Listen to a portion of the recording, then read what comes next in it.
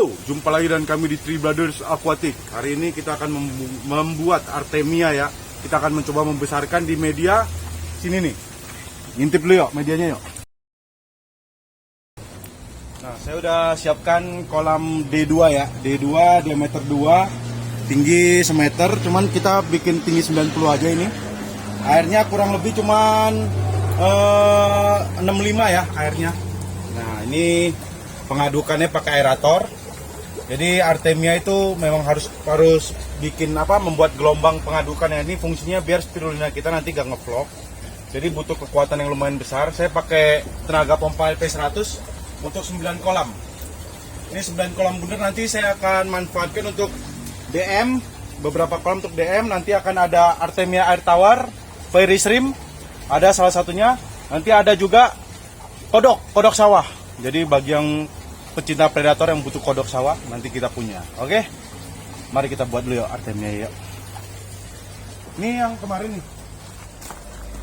Nah, ini dari sini nih kelihatan nih. Ini kelihatan generasi baru ya kawan-kawan ya. Ini yang kecil-kecil ini kita gak bikin lagi, gak nambah lagi, ini lahir dari mereka langsung. Jadi pada saat kondisi salinitas rendah, kadar asinnya agak rendah, dia akan melahirkan, bukan bertelur ya. Kalau agak tinggi dia akan bertelur nih. Ini kemarin telurnya gak ada yang netes sih. Ini kalau mau ngumpulin sih lumayan, cuman kita gak ngumpulin nih. Ya. Nah, ini Artemianya udah agak dewasa. Ini pakannya full spirulina sel hidup ya kawan-kawan ya. Yuk kita bikin awal dulu. Nah, di sini saya udah siapkan media penetasan Artemia ya. Jadi kita mulai dari eksis ya. Kita mulai dari telur Artemia Supreme. Nanti kita tetes di media kecil. Setelah tetes baru kita pindahkan ke kolam D2 tadi. Ini air kurang lebih 2 liter ya kawan-kawan ya. Jadi kita pakai 4 sendok makan ya. 1 liter 2 sendok makan. 1 2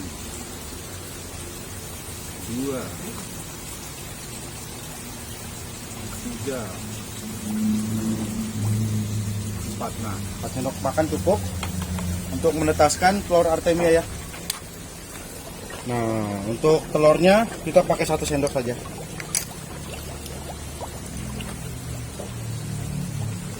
Ini oksigennya kita kencengin dulu ya. Belum kita masukin takaran 1 sendok, kita tunggu agak mencair dulu ya garamnya. Oke, setelah menunggu beberapa saat, kadar garamnya udah larut, kita tes salinitas ya. Ini kawan-kawan bisa beli ya. Ini yang paling murah nih, merek Penggo Resun ya. Ini seawater hydrometer ya, untuk mengatur salinitas kadar keasinan ya. Kita tes. Nah, udah naik ya dia ya. Berarti ini udah mentok, udah bagus ya. Karena udah mentok, kita langsung tuang aja starternya ya. Oke kawan-kawan, kita mulai dari 1 sendok Supreme ya. 1 sendok Artemia Supreme.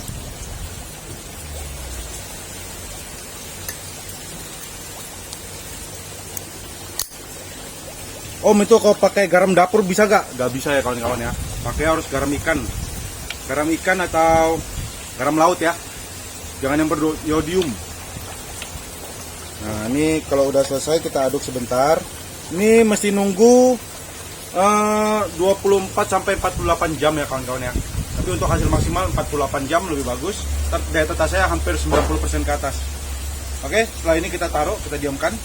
Ntar kalau lagi lewat, nah ini yang nyangkut-nyangkut boleh diaduk ya. Yang nyangkut-nyangkut ke atas tuh gara-gara aerator boleh diaduk. Oke, sebelum mulai kita cek dulu ini kapasitas airnya ada berapa. Dengan rumus volume tabung ya.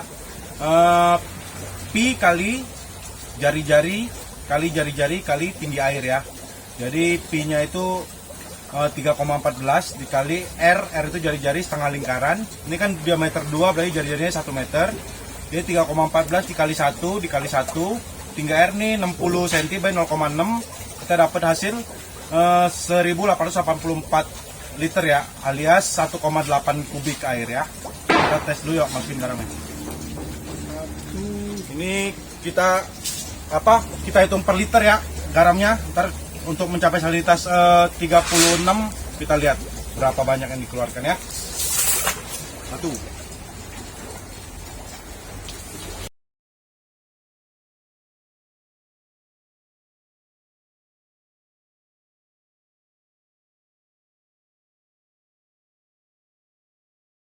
Oke, kita coba di 18 pertama dulu ya kawan-kawan ya. Kita coba di 18 liter pertama, nanti kita lihat, kita akan cek kadar salinitasnya naik berapa. Kalau cukup kita akan udahi penambahan garam, kalau belum cukup kita akan nambahin lagi. Oke, stay tune. Halo, jumpa lagi dengan kami di Three Brothers Aquatic. Hari ini jadwal panen Artemia ya. Kemarin kita udah netesin 2 kali 24 jam ya. Ini saatnya waktu kita panen kan. Karena kita waktu kita panen. Bocor. Langsung aja ya, agak bawah. Catat. Ini sakut nih. Ini aja. Udah. Oke. Ya, langsung aja. Nah, nanti kita bilas ya. Ini kita tampung sementara dulu ya kawan-kawan.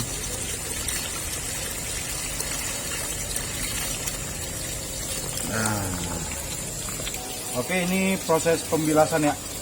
Pembilasan nih untuk memisahkan cangkang telur dengan Artemia.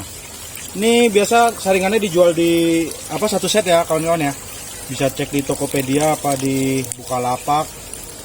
Nah, biasanya ada nih saringan Artemia. Dia satu set ini. Jadi yang atas fungsinya untuk nahan cangkang ya. Yang bawah untuk hasil telurannya.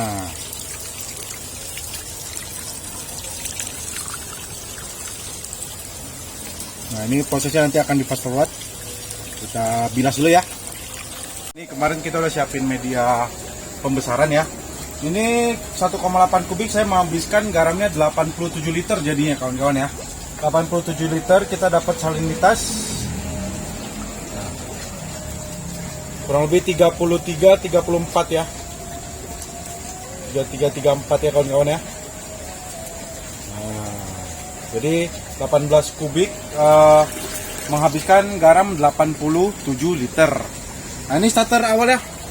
Ini akan saya taruh ya. Setelah kita saring kita dapat sedikit nih. Yang sisanya saya taruh di kolam penampungan. Sisa ini yang sementaranya ya. Yang hasil tembusannya, tembusan dari saringan Artemia. Oke. Kita taruh. Hari ini tanggal 21 ya, 21 Maret kita pencemplungan bibit Artemia. Ini di sini akan saya kasih pakan spirulina nanti ya. Spirulina, sel murni spirulina. Kita lihat nanti hasilnya gimana. Kurang lebih 1 bulan ke depan ya baru kelihatan kawan-kawan. Oke. Halo, jumpa lagi dengan kami di Three Brothers Aquatic. Hari ini kita akan mencoba eksperimen lagi ya tentang kegunaan ini nih, produk dari Blackwell Aquatic Microbacter 7 ya. Ini saya akan coba untuk mengolah nitrat dan nitrit, dari nitrit menjadi nitrat di kolam kultur kita. Di sini nanti akan saya taruh ini. Ini produk baru kami ya. Produk baru kami nanti kalau berhasil kita akan sediakan ini Fairy Shrimp atau Artemia air tawar. Ini akan coba saya kultur, bisa apa enggak nanti. Nanti setelah pindah ke sana mungkin akan lebih jelas sedikit ya kawan-kawan ya. Nah, ini nanti akan kita, kalau berhasil akan kita sediakan di Tokped ya untuk biangannya. Oke. Jadi start aja di sini. Khusus tank Fairy Shrimp ini atau Artemia air tawar ya. Kita akan gunakan 1 cup full. Nah, ini bakteri pengurai yang mengubah nitrit menjadi nitrat nanti ya.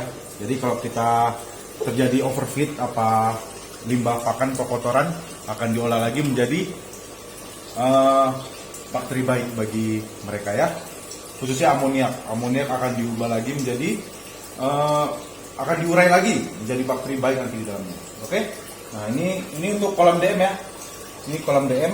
Saya menggunakan filter biobol dan ceramic ring ya. Ceramic ring sebenarnya fungsinya untuk nahan biobolnya biar gak keluar. Jadi gak pakai itu gak apa-apa ya, cuman kita pakai aja sekalian karena dia tidak mengubah parameter air ya, gak mengubah pH. Kalau karang jahe kan bisa juga, cuman dia bisa mengubah pH ya kawan-kawan ya.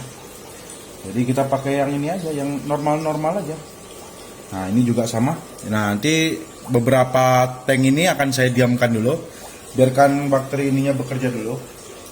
Jadi kita akan mencoba lagi eksperimen 4 untuk DM dan 1 untuk fairy shrimp. Tapi kali ini pakan yang saya gunakan terkonsentrasi ya. Jadi hanya satu jenis pakan terus menerus. Mudah-mudahan eksperimen kali ini akan boom dan hasilnya benar-benar padat ya. Mudah-mudahan. Oke, ini saya udah taruh tadi starternya. Saya akan setting khusus untuk kolam fairy shrimp ya. Khusus untuk kolam fairy shrimp. Nah, kita akan buat media semi under gravel sama media awalnya begini. Ini under gravel filter dan corong ya, corong gravel ya.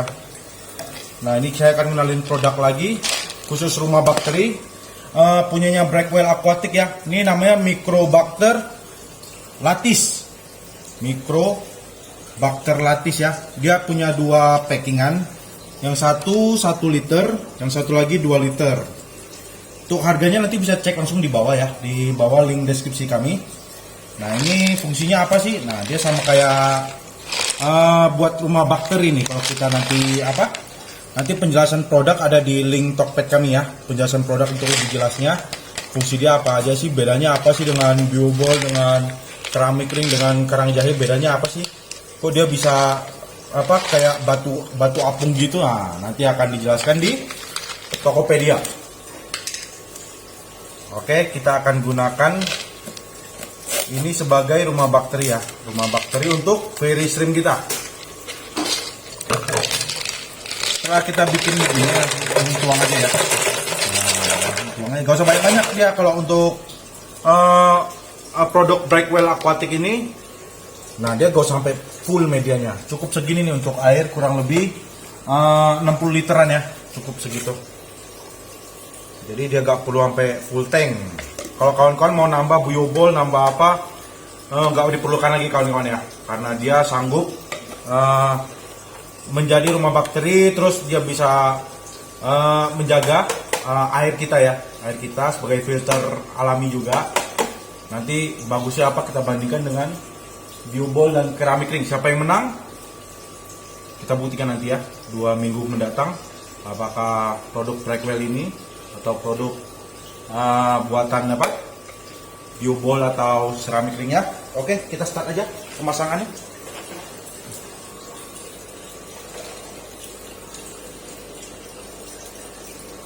Nah, untuk ini nanti yang terapung dia akan tenggelam ya kawan-kawan ya, nggak usah khawatir.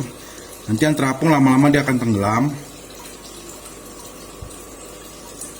Nah, yang tenggelam yang sudah biarkan aja tenggelam. Ini nanti kita akan pindahkan kalau sudah tenggelam ya. Kita akan masuk lagi ke dalam. Sekarang saya akan nyalakan aerator ya.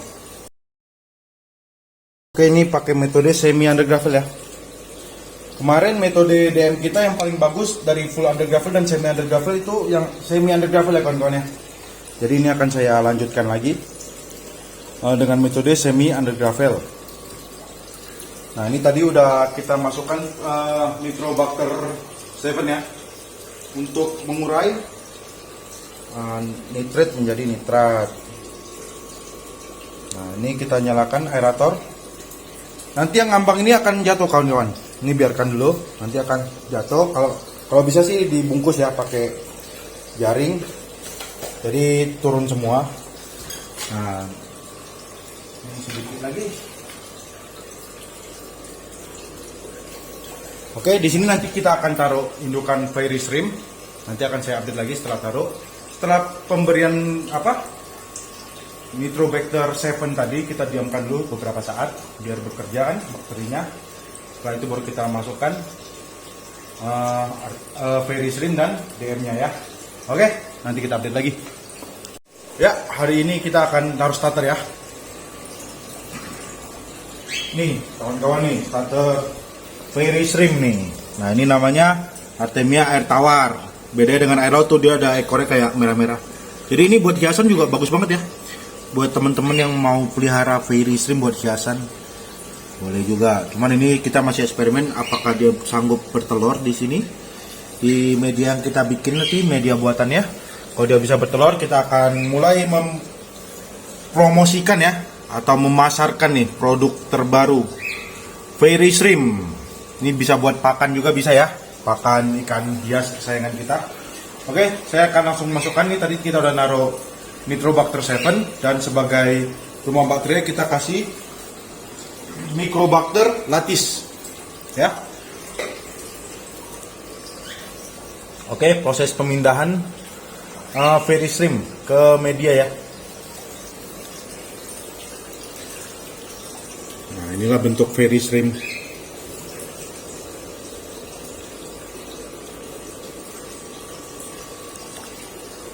Dia kalau di sini kayak kelabang tuh. Dia kalau begini kayak kelabang kawan-kawan ya. Kayak kelabang. Cuman kalau dimasukin langsung jadi udang. Jadi kelabang udang.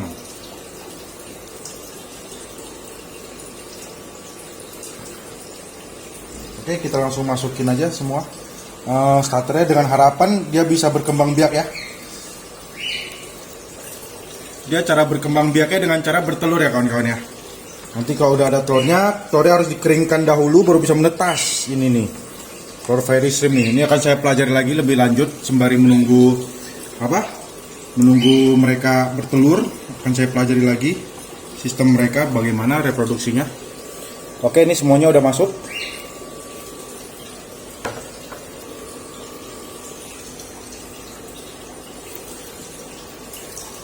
Oke, nanti kita akan tunggu sampai 2 minggu ke depan ya. 2 minggu ke depan baru kita update lagi perkembangannya bagaimana. Oke, salam Tribaders aquatic.